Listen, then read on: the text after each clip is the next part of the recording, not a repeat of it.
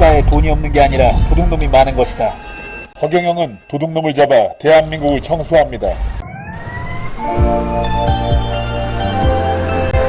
허경영 대선 후보에 대한 음해 공작을 중단하고 선거법 위반이라는 게 지금 국가혁명당의 공식 입장입니다. 그런데 이 입장에 구체적인 설명은 없잖아요. 네. 그래서 저희 프레스룸에서 직접 연락을 취해서 얘기를 들어봤습니다. 네. 일단 축복이랑 백국명예 이런 게 사실은 맞다고 합니다. 네. 그런데 다른 사람의 행운을 비는 것이 뭐가 문제냐라면서 이게 좋으면 허 후보를 지지하는 거고 이게 아니면 마음에 들지 않으면 허 후보를 지지하지 않는 것이다 라고 워렌 버핏, 짐 로저스 세계 3대 투자자 중에 두 사람이죠.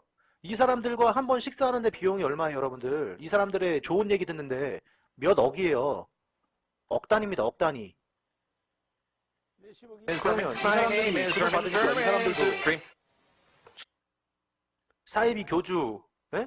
이 사람들이 식사 시간에 무슨 얘기 했는지 너네들이 알아?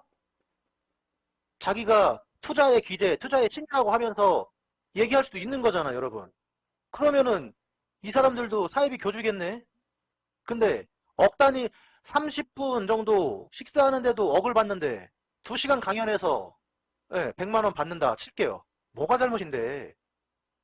우리 학원 강사가 있어요. 학원 강사가 아이들한테 강의를 해서 거기에 대해서 돈을 받으면은 학원 강사도 그러면 하면 안 되겠네?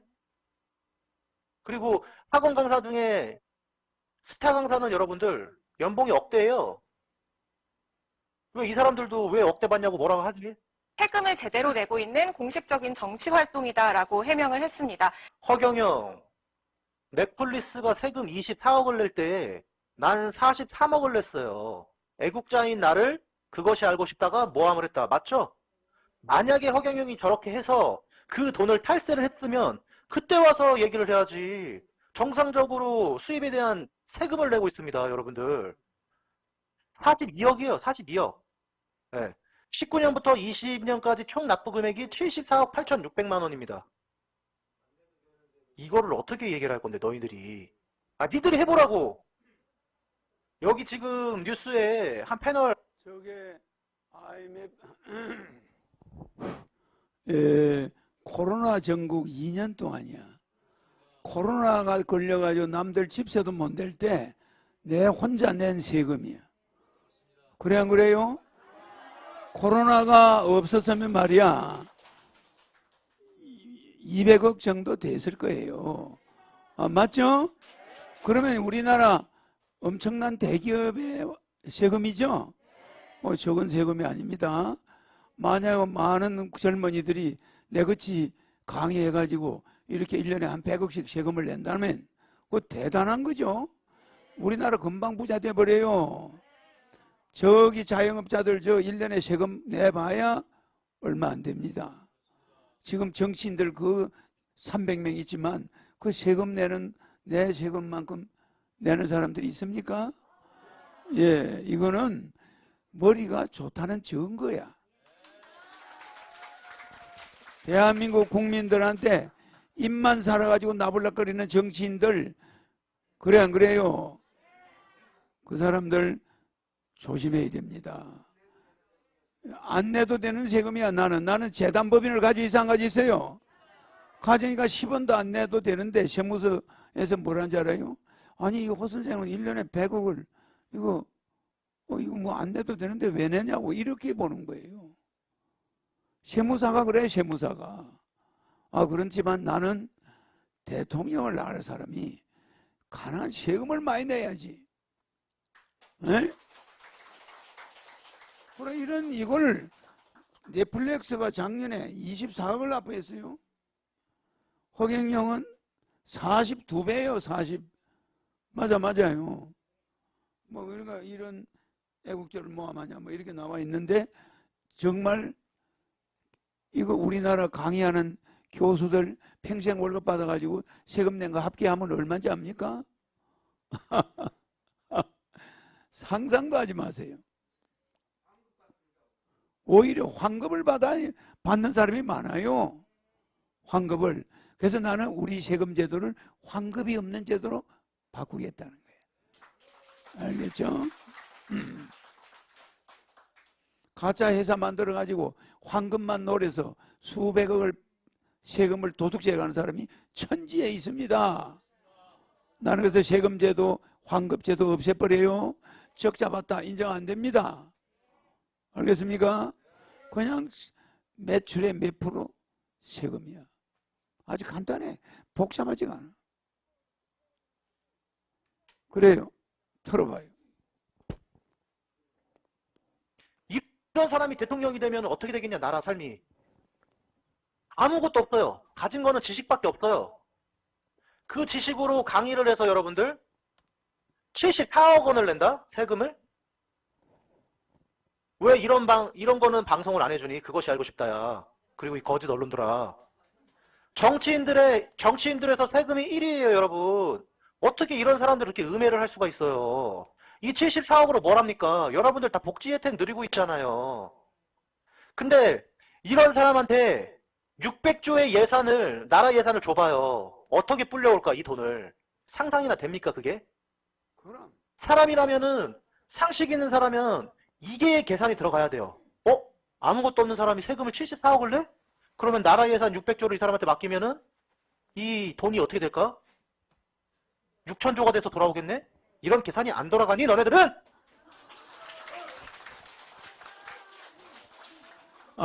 내가 몇 년 전에 뭐 돈이 없었죠? 여기 와서 기와집 이거 하나 샀죠? 이거 하나 사가지고 여기서 강의해가지고 동네를 다 샀어. 그래요. 동네를 다 샀다니까.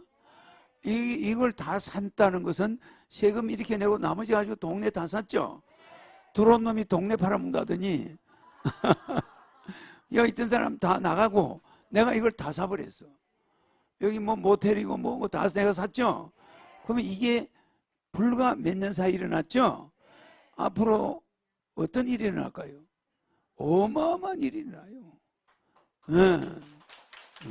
근데 이런 논란에 휩싸여 있는 허경영 후보가 어쨌거나 지금 현재 대선 후보 지지율 3위를 기록을 하고 있단 말이죠. 네, 뭐 어떻게 지지율 3위, 뭐 일시적인 가능성은 높지만 네. 그래도 상당히 놀라운 거죠. 그건 뭐 저는 인지도 상승이라고 봅니다. 그동안에 구의원 출마부터 대통령 선거 2번 출마하고 네. 총선 서울시장에서 출마만 6번을 했어요. 그러니까 인지도가 많이 높아진 거죠.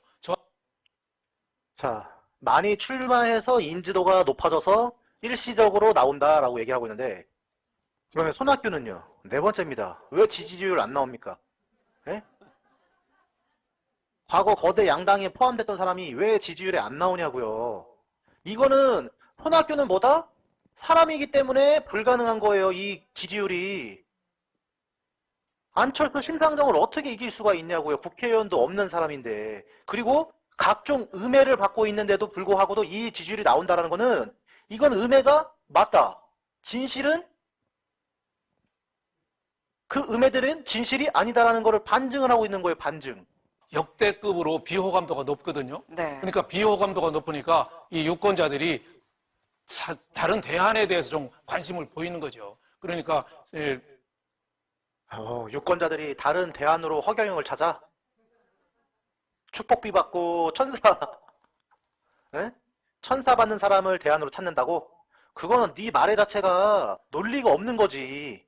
대안을 찾으려면 안철수 심상정도 있는데 왜 축복 팔고 대천사 파는 사이비 교주가 대안이 될 수가 있니? 이거 말고 다른 게 있구나라는 거를 알아채야지. 아유, 이런 멍청한 놈이 무슨 대표나 하고 앉았고.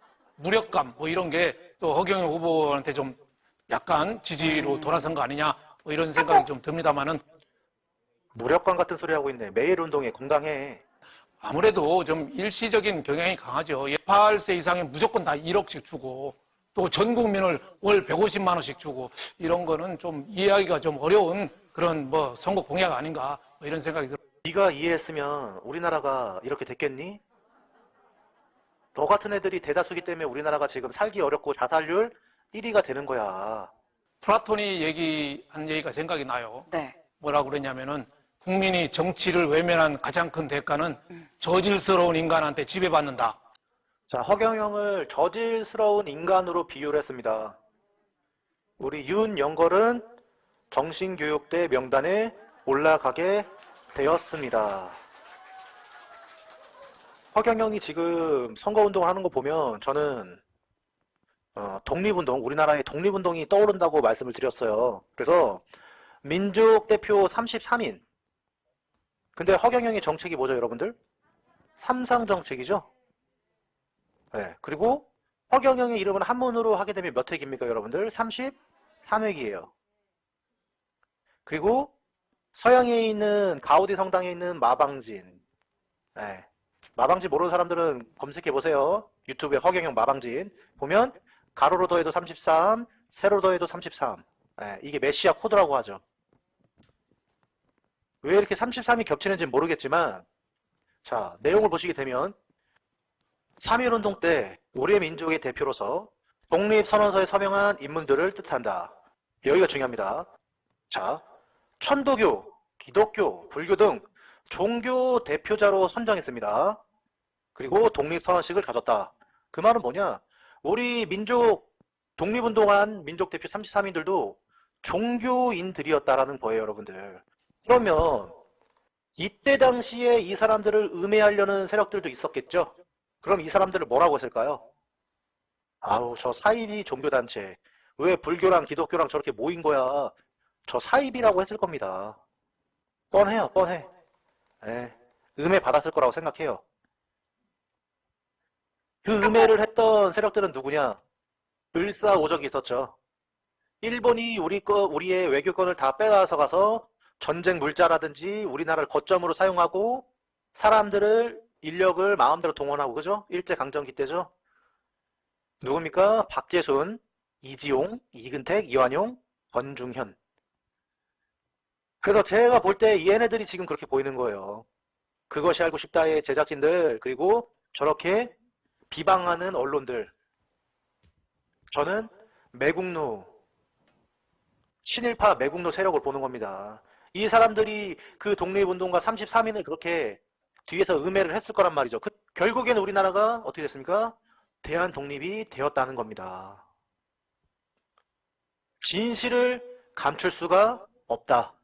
여러분들이 지금 A라는 길과 B라는 길이 있다고 칠게요. A라는 길은 아주 순탄해요, 가는데. 뭐 아무런 장애물도 없고 포장된 도로예요. 이런 길이 있습니다. 자, 그리고 어떠한 길은 빠지면 죽는 늪도 있고, 그 다음에 중간에 사다 같은 맹수가 있고, 그 다음에 마지막에 지뢰밭이 있어요.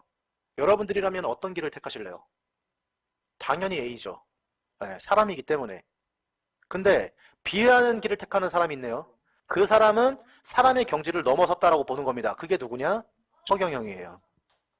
자, 지금까지 허경영이 대선에 나오면서 이런 늪 같은 것도 어떻게 됩니까? 다 그냥 유유자적 늪을 피해서 와요. 그리고 중간에 본인을 헐뜯는 이런 맹수 같은 인간들을 만나죠. 근데 어떻게 됩니까? 결국에는 나중에 맹수들이 온순해지면서 지지자가 되죠. 네. 마지막으로 지뢰밭을 만나요. 지금 구간이 지뢰밭 구간이라고 보면 돼요, 여러분들. 이제 언론에서 건드리기 시작했죠. 이 지뢰밭인데 일반 사람이면 이 지뢰밭에서 죽죠. 왜? 밖에서는 외칩니다. 이 사람들은 보통 외쳐요. 정상적인 사람은 그 길 가지마. 야, 이 미친놈아, 거길 왜 가? 이 정신병자야. 이쪽으로 왔으면 그냥 가는데 왜 너는 그 험난한 길을 택했니? 이 미친놈아. 근데 그걸 알고도 택한 게 허경영이라는 거예요.